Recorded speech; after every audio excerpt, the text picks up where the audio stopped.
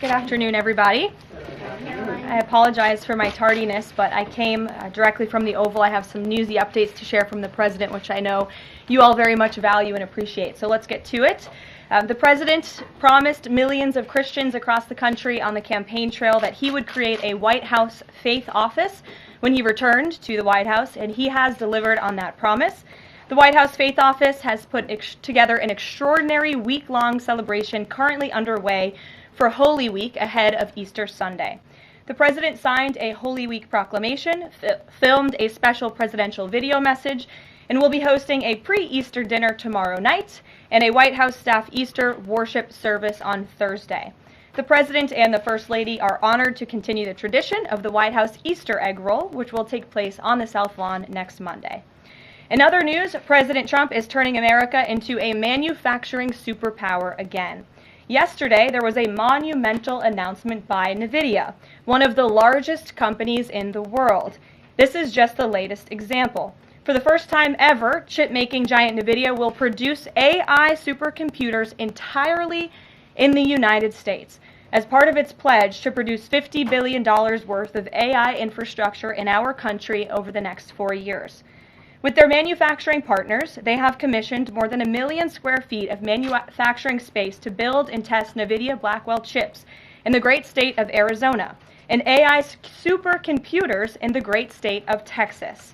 NVIDIA's founder and CEO Jensen Huang touted how the engines of the world's AI infrastructure are being built in the United States for the first time. This is the Trump effect. This follows trillions in other U.S. investments announced already, including $500 billion from Apple in U.S.-based manufacturing and training, $100 billion from TSMC and U.S.-based chips manufacturing, and the $500 billion private investment led by OpenAI, Oracle, and SoftBank in artificial intelligence infrastructure. Under President Trump, we're going to produce the cars, the ships, the chips, the airplanes, minerals, and medicines that we need right here in America at the hands of American workers. On the border, President Trump continues to break records and protect our homeland. According to CBP, Border Patrol apprehensions along the southwest border for the entire month of March 2025 were lower than the first 2 days of March 2024 under Joe Biden. Incredible law enforcement officers are arresting violent illegal aliens from American communities every day. Here are a few examples from the latest ICE report, which I received this morning. ICE Los Angeles arrested a 54-year-old citizen of Mexico convicted of rape by threat, sodomy with a person under 14 years, and kidnapping in San Jose, California. ICE Houston has arrested a 23-year-old citizen of Mexico convicted of predatory criminal sexual assault of a child in Cook County, Illinois. ICE Houston arrested a 64-year-old citizen of Honduras convicted of murder in Los Angeles County, California. ICE Chicago arrested a 49-year-old citizen of Guatemala convicted of assault and arson in Prince Williams, Virginia, not far from here. ICE Denver arrested a 36-year-old citizen of Mexico who is registered as a sex offender and has been convicted of sexual assault of a child in Lake County, Colorado. ICE Baltimore arrested a 50-year-old citizen of China convicted of sex trafficking in Bel Air, Maryland. And ICE Boston arrested a 46-year-old citizen of Jamaica convicted of 3 counts of rape of a child and 2 counts of indecent assault and battery of a child under 14 in Boston, Massachusetts. President Trump and our administration will not rest until every single violent illegal alien is removed from our country. The safety of the American people is too important to settle for anything less. On that note, the Democrat and media outrage over the deportation of Abrego Garcia, an MS-13 El Salvadorian illegal alien criminal who is hiding in Maryland, has been nothing short of despicable. Based on the sensationalism of many of the people in this room, you would think we deported a candidate for Father of the Year.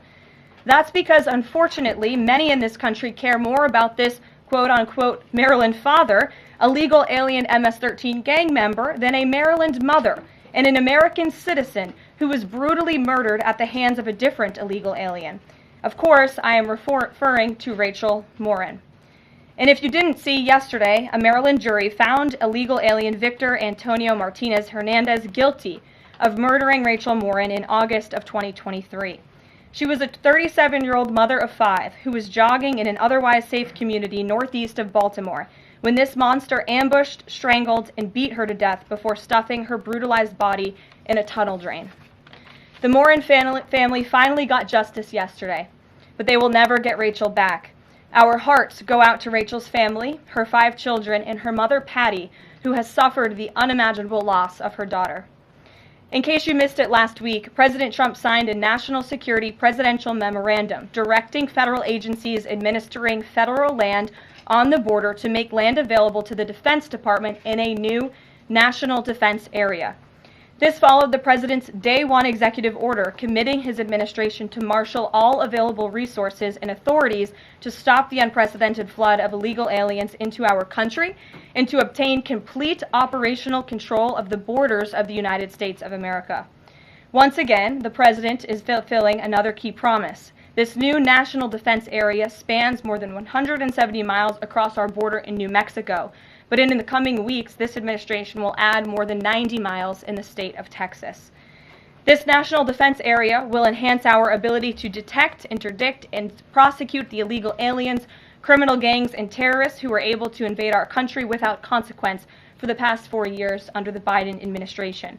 It will also bolster our defenses against fentanyl and other dangerous narcotics that have been poisoning our communities. With all of this work being done to make America great again, we continue to see a positive response from the American public. A brand new poll published from the Daily Mail and JL Partners this morning found that President Trump's approval rating is at an all-time high. That's because the president is working tirelessly to keep his promises to the American people, as I just saw him doing today in the Oval Office. We have a reporter in our new media seat today, Matthew Foldy. I like your boots, Matt, who is the editor-in-chief of the Washington Reporter. Washington Reporter is a new, fast-growing outlet that breaks stories about legislation and interviews leaders in Congress and across the administration. The publication's readership includes the highest levels of business and government. And with that, please kick us off, Matt. And we've interviewed you as well. So Caroline, thanks so much for having me here on behalf of our readership and the millions of Americans who I think appreciate what you're doing with the new media seat here and making this a more accessible briefing room. I'm curious with Harvard. We saw the Trump administration today announced it's cutting around $2 billion, or freezing $2 billion in funds to Harvard because the campus has serious problems with violence and with anti-Semitism. We saw President Obama, former President Obama, side with Harvard, which rejected the Trump administration's demands. I'm curious, where does the administration see this going with Harvard and with other colleges and universities in America that are refusing to reform in wake of the sort of craziness that we've seen take over some of them? Thank you, Matt, for being here, and thanks for the question. When it comes to Harvard, the president's position on this is grounded in common sense, in the basic principle that Jewish American students, or students of any faith, should not be illegally harassed and targeted on our nation's college campuses. And we unfortunately saw that illegal discrimination take place on the campus of Harvard. There are countless examples to prove it, particularly with the stunning confession by then Harvard President Claudine Gay, who said that bullying and harassment depended on the context. The president at that time made it clear to the American public he was not going to tolerate illegal harassment and anti-Semitism taking place in violations of federal law. So the president made it clear to Harvard, follow federal law, no longer break Title VI, which was passed by Congress to ensure no student can be discriminated against on the basis of race, and you will receive federal funding. Unfortunately, Harvard has not taken the president or the administration's demands seriously. All the president is asking, don't break federal law, and then you can have your federal funding. I think the president is also begging a good question. More than $2 billion out the door to Harvard when they have a more than $50 billion endowment. Why are the American taxpayers subsidizing a university that has billions of dollars in the bank already? And we certainly should not be funding a place where such grave anti-Semitism exists. I'm curious, you had just mentioned Rachel Morin, and I'm a Maryland man, and I think most Marylanders appreciate what you were saying today. We've seen that Chris Van Hollen, who was Rachel Morin's senator, basically threatening to fly to El Salvador to press for the release of someone who was in America illegally. And not as much sort of from him about Rachel Morin's horrific murder and the verdict that was, I think, rightly reached yesterday. What does the administration think about the priorities we're seeing from Senate Democrats in terms of illegal immigrants instead of the work that agencies like ICE and DHS are doing with the Trump administration? It's mind-boggling, the priorities of the modern-day Democrat Party. I think it's atrocious that you have Democrats in Congress on Capitol Hill who swear an oath to protect their constituents and to serve them in Washington, D.C., spending more time defending illegal immigrant gang members than their own constituents and law-abiding American citizens like Rachel Morin. And I saw the president personally on the campaign trail, and I continue to see him in his role as president of the United States put American families first, reach out to the victims, the families of victims at the hands of illegal immigrant crime, and frankly, the actions and the words of the Democrat Party prove they could not care less about the American public. And maybe if they did, they'd see a bit higher approval ratings right now. Thanks for being here with us today. Peter. Thank you, Caroline.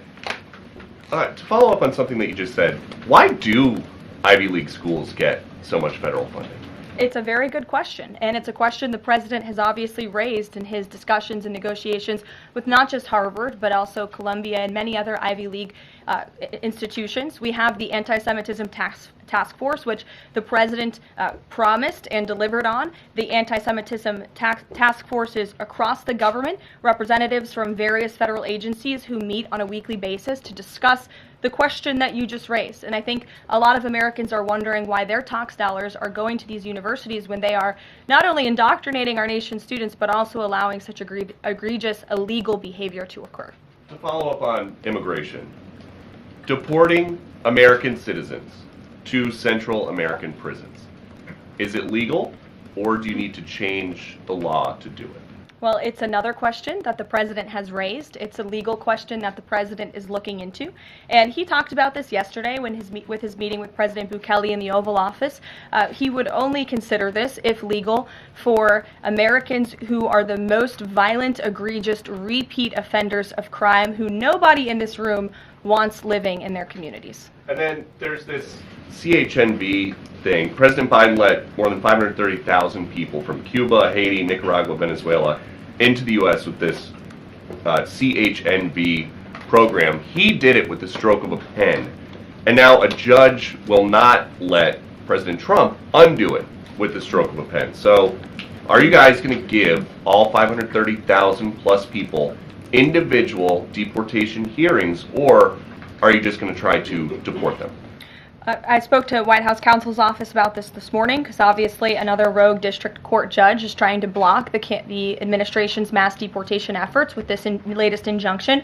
We will fight this in the court of law, and we will ensure that every individual who illegally entered our country and was really taken advantage of by the previous administration because they abused the parole system in this country to fast track legal status, as they said, for these illegal immigrants, and they completely abused our legal system. Many of these paroled individuals were then given temporary protective status, which the intention of that TPS was only supposed to be used in times of war or storm or destruction in the home countries of these migrants. It was completely abused.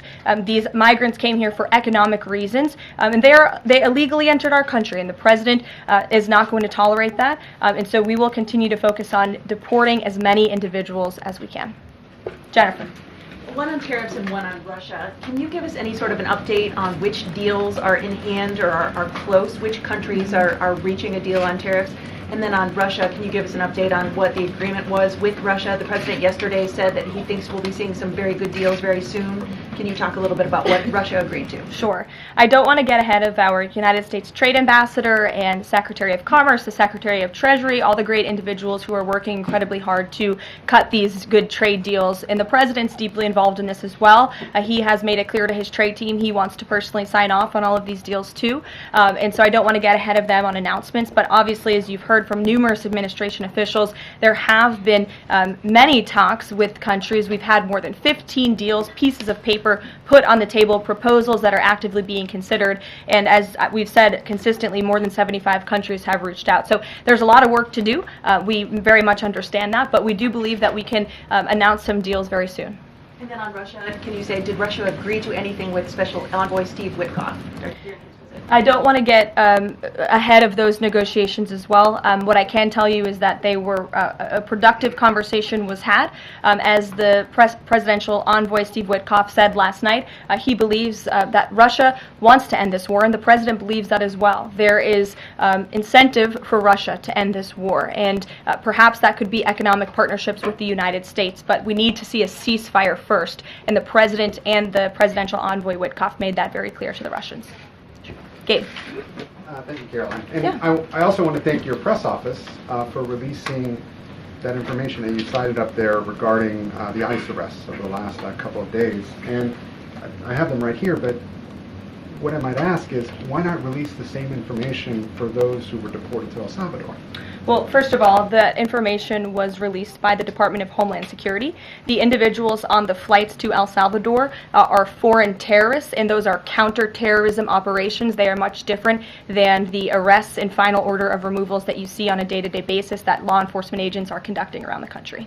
That information was not, to that detail, was not released by DHS, though. I just told you the reason. It was a counterterrorism operation, a deportation of foreign terrorists, not illegal criminals who have been convicted of heinous crimes living in our American communities. It's two different things. Foreign terrorist, illegal immigrant criminal, two different things, two different definitions. You should look them up. Christian, go ahead.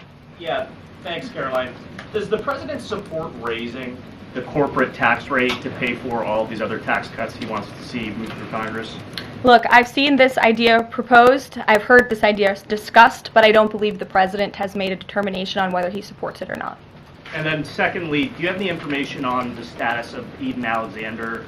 Hamas says they lost contact with the unit guarding him following an Israeli airstrike earlier today.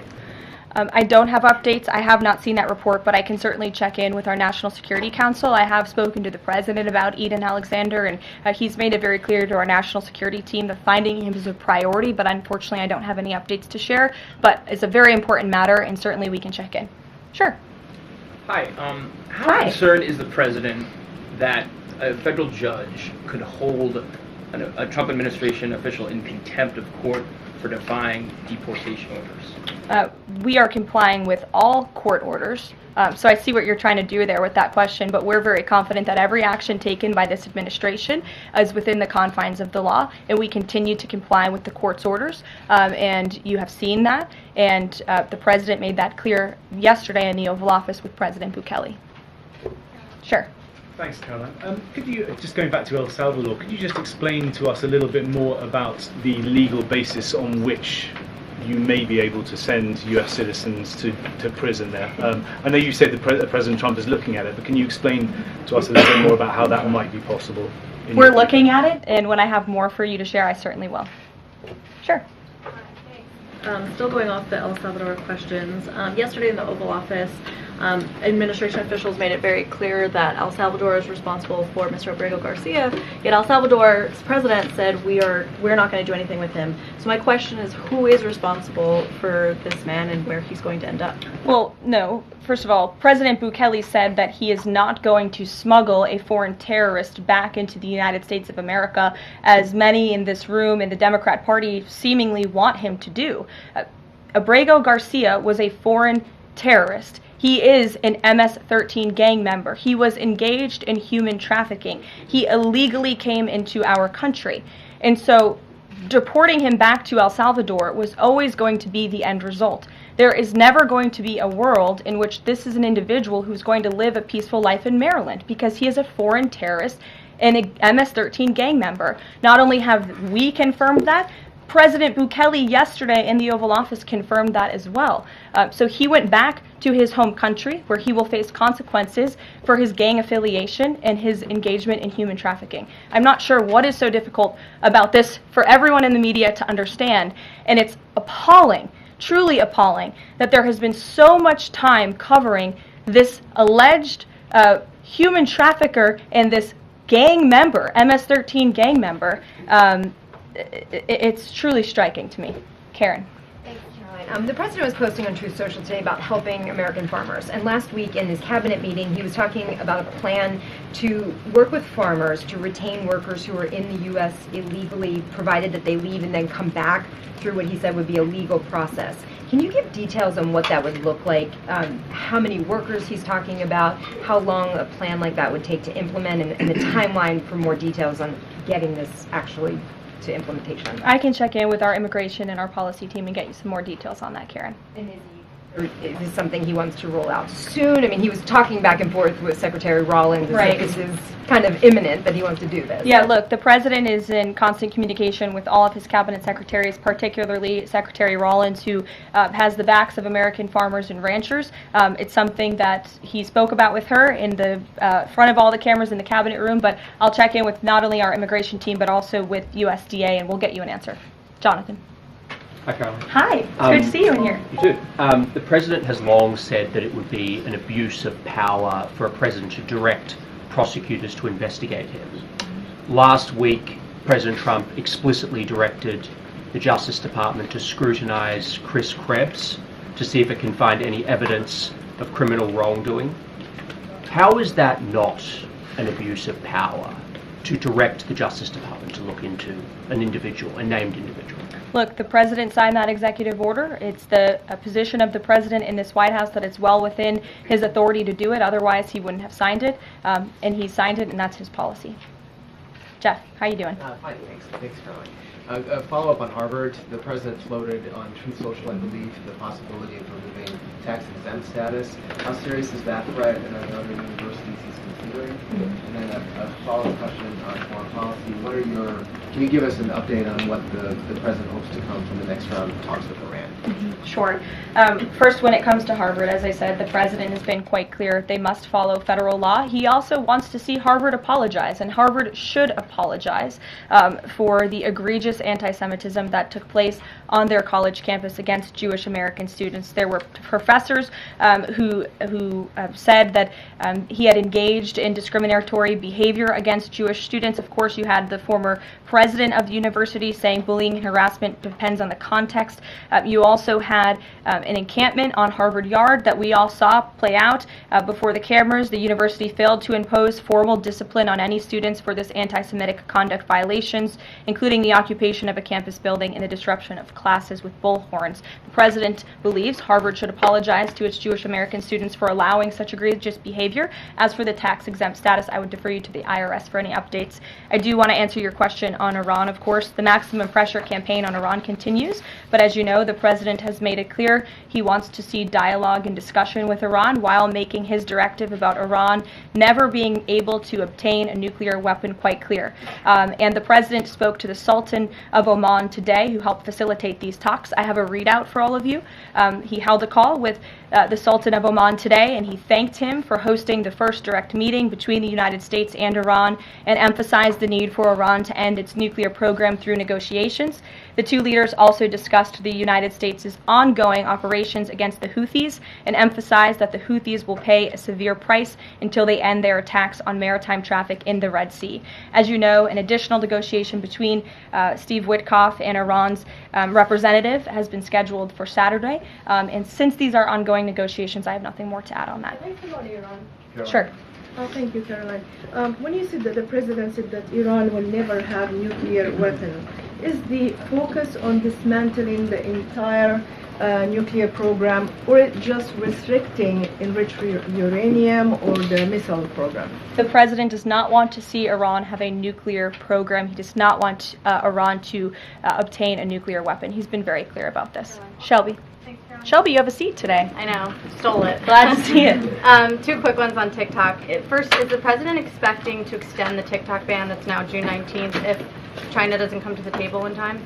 Well, June 19th is a long ways away, obviously. I think it's 2 months away. 2 months is a long time in the Trump administration, as you have all seen. We work at Trump speed around here. We get a lot done, so definitely don't want to get ahead. The vice president continues to lead these negotiations and talks. The president's involved, and they're ongoing. And then the president previously said he'd consider reducing tariffs on China in order to get a TikTok deal done. Is that option still on the table? Look, the president has made his position on China quite clear, although I do have an additional statement that he just shared with me in the Oval Office. The ball is in China's court. China needs to make a deal with us. We don't have to make a deal with them. There's no difference between China and any other country except they are much larger And China wants what we have, what every country wants, what we have, the American consumer. Or to put it another way, they need our money. So the president, again, has made it quite clear that he's open to a deal with China, but China needs to make a deal with the United States of America. Sure. On tariffs, yesterday in the Oval Office... Which outlet are you with? The Canadian Public Broadcaster. Oh, nice to see you. Thank you. Yesterday in the Oval Office, President Trump suggested that there could be some help for automakers. I'm wondering what that looks like. Is it tariff relief on the 25% tariffs that are in place right now, or the new tariffs that are coming up in May on auto parts? And a second on Canada, if I may. President Trump's tone when it comes to Canada-U.S. relations, Canadians have noticed it's shifted a bit in the past few weeks. Ever since the election campaign started, he stopped talking about Canada becoming the 51st state, at least publicly. I'm wondering if that's on purpose and why. I would reject the president's position on Canada has shifted.